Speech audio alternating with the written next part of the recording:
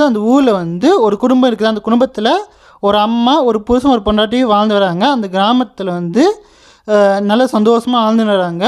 அதே நேரத்தில் அந்த புருஷன் பொண்டாட்டிக்கு வந்து 5 வருஷமாக குழந்தையே இல்லாமல் இருக்குது.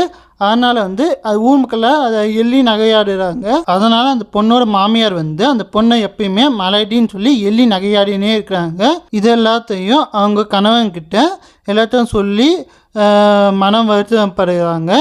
இதனால் அவங்க புருஷன் வந்து கோயிலுக்குள்ளமெல்லாம் போய் நாம் முடிந்த அளவுக்கு நம்மளோட பக்தியை செலுத்தி இந்த குழந்தையே பெற்றெடுக்கலாம்னு சொல்லி கோயிலுக்குள்ளமெல்லாம் போனாங்க.